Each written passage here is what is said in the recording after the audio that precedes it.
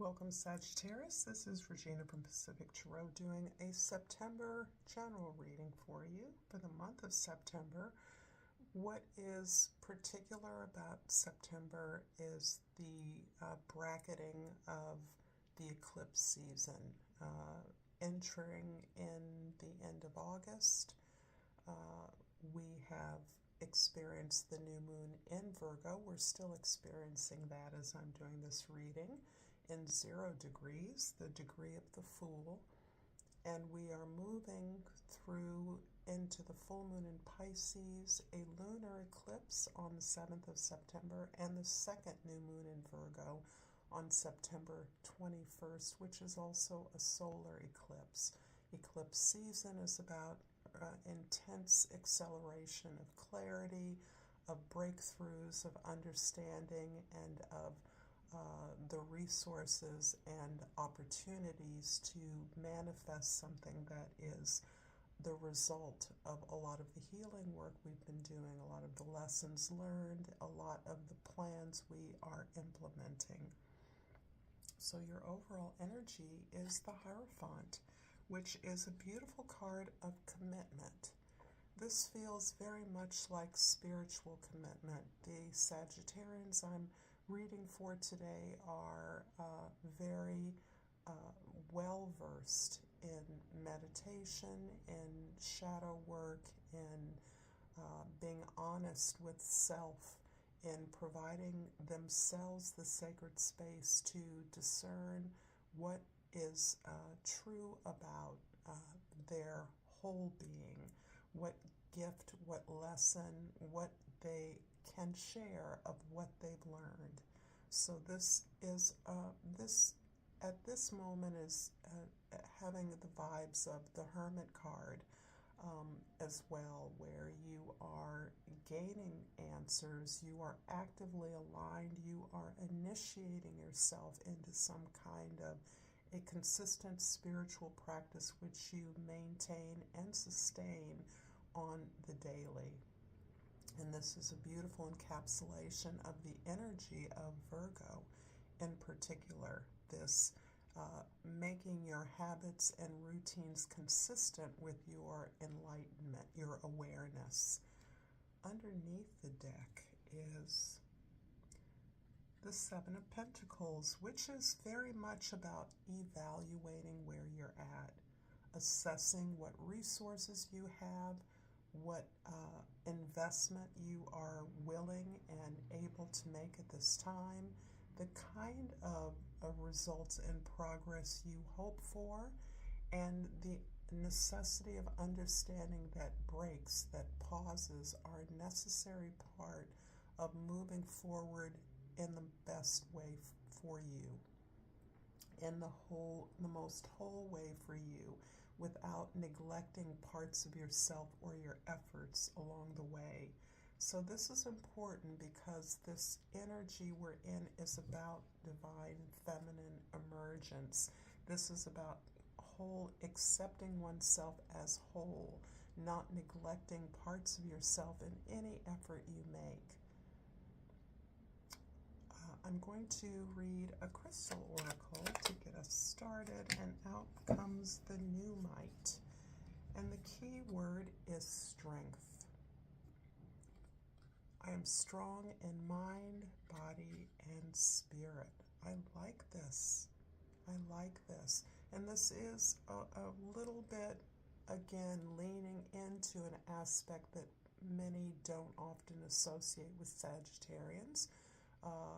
Sagittarians as well. This is the part of you that is no longer avoiding, fleeing, or escaping to your whole potential, your dreams, as one who is very capable at many things, super talented in multi-dimensions, focusing on what works within you, who you are on the inside, you are aware of, is about the projections you can make, empowers the projections you make out into the world.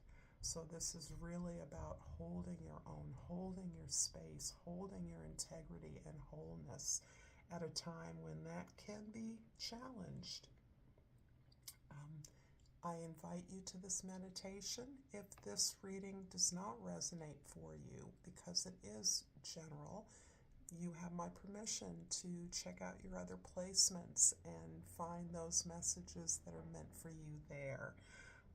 This cannot necessarily work for everyone, and I'm delighted that you visited me at all, and hopefully you'll find a message here another time. So for the rest of you, this is the past, present, and future, and in this case, this is the end of August. We're currently experiencing the first new moon at 0 degrees of Virgo. So this goes, I would say, up until generally the new moon, the full moon in Pisces on the 7th of September, the Knight of Swords. I love this. Curiosity is so undervalued, so understated. So your curiosity and your humility, two traits that are not often associated with Virgo, but are coming through this Virgo to Virgo new moon energies. The ability to allow yourself to wonder what if, to release expectations, even no matter how familiar you are with the terrain you're in. The experience of delving into the sacred nature of our everyday lives and experiences means releasing expectations of what that's supposed to look like. It also requires a lot of humility to recognize that no matter where you are on your journey, you must stay open to the experience of learning new. Everyone on the planet knows something you don't, and that willingness to listen to others, to ask others, to ask questions, to never rely on your assumptions is part of what you are opening up to now. And this is really supporting the sense of spiritual commitment to what really aligns you with your best and highest values. In the middle of the month, so I would say this is roughly between the full moon in Pisces and the next new moon in Virgo, we have the Justice card. Beautiful justice. This is about balancing and weighing, and this is important because so much of the spotlight of both new moons in Virgo focus upon your social identity, the way you give back to the world, the way the world sees you, and there feels as though there is a reckoning at this time. Something perhaps you feel that you worked towards and it eluded you, or you never got the credit or recognition you were due, is something you now recognize is within your grasp.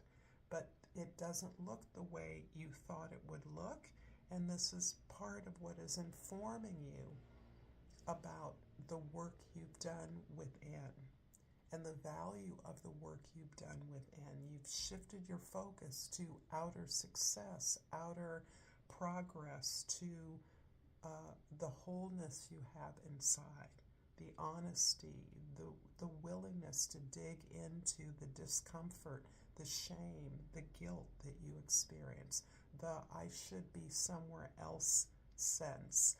In fact, you are exactly where you're supposed to be. And in the end of September, and this is the energy of the second new moon of Virgo, the Two of Pentacles is about your readiness to activate a plan.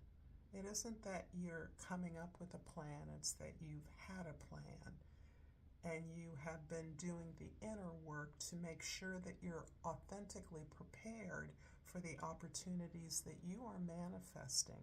So I see you taking something you've been working on. For some of you, you've been working on this for years. For some of you, it's really kicked up in the last few months. Some of you are simply beginning something now. but you are recognizing that opening the door, turning the key in this lock to new possibilities, alternative possibilities that you could not have imagined because you weren't here in the past. You weren't in this place of knowing who you are in a more complete way. You're willing now. You're able to manage your fear and your anxiety, and you're willing to release the past in order to step into a new community, a new field of activity, a new world as a new you. I also want to invite you, if this reading is resonating for you, to like this video, subscribe to my channel, Pacific Tarot, to comment, I love your comments, and to share with others that you think might enjoy this or find it useful. I'm going to clarify the Knight of Swords in the past with the Seven of Columns, that's the Seven of Wands, and the Ten of Discs, the Ten of Pentacles. Interesting. So this is the second seven that you have, and as many of you know, numbers are important to me. Numbers are architecture. They are frames. Seven is a number about being on our path, receiving validation that we are on the aligned journey for us. Seven of Columns is not only the awareness that you've already exhibited through your ability to evaluate where you're at and where your investment is best placed.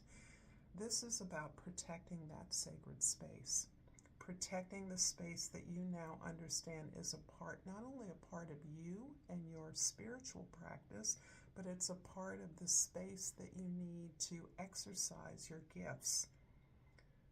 And your understanding that all of the requests, the help, the distractions around you must be limited, must be repelled. You must insert the priority to your work and the focus that you do, speaking up for yourself at every interval as a part of creating some kind of a legacy for yourself. You really need the time and attention to take what you're doing seriously, to find out ways to maximize the receipts, the income, the prosperity, or the abundance that you are exploring, you are moving towards. And this is about anchoring this prosperity, not simply gaining an incredible abundance, but making it sustain itself through generations. And a lot of this is about your spiritual wealth. How are you translating this into the world? We often think about the things that we want to leave our children or the children of the world, but in the form quite often of things, right? A home, property, money. But what about the spiritual wealth that we've accumulated, that we actually came here to support, instill, to invest in for the planet? And I think for many of you, you're looking at the ways in which you can influence and impact that by being more of who you are. In the middle of the month, the Justice card is clarified by the Tower and the Seven of Wings. Well, for me, yet another seven. I love it. The Seven of Swords here, which is a little bit of a different angle. Coupled with the Tower, I do feel like this can feel as though there is a lot of breakthroughs and clarity coming to you through, I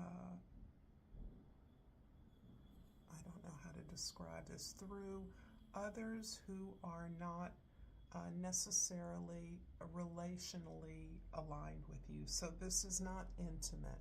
You're getting feedback. You may be getting resistance through your alliances, through your supporters, your assistants. other resources, and yet this resistance in and of itself is forcing you to stand strongly on who you know yourself to be and the value of your ideas and efforts.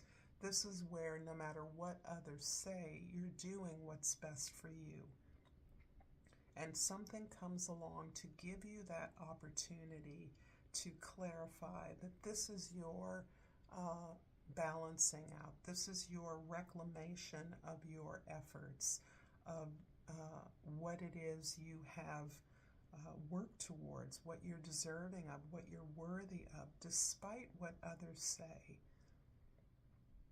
And there can be a collapse in an expectation, something that you thought was going to work in a certain direction, actually opening the door to something else. And because you are practiced in fending off criticism, resistance, not being taken seriously, even being made fun of, you are not letting that interfere with the ability that you maintain to be clear, to stay in alignment with your spiritual grace, your commitment to your principles, your values, your desire to support the well-being of humankind, whatever that means to you. So the full moon, it leads to some profound clarity, perhaps some profound acceleration of something that you've been working with, something you are claiming for yourself, an opportunity you see that wasn't as clear before.